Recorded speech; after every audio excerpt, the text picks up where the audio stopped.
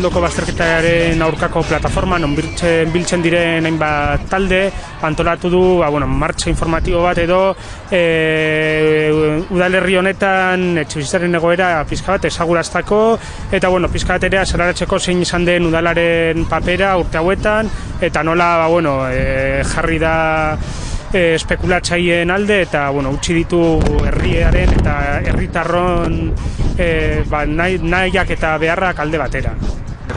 Hau da kanpaina baten hasiera, normalean edo nik uste dela 3. urtea egiten da pila eta maiatza zehar etxebizitzaren inguruko kanpainatxo bat.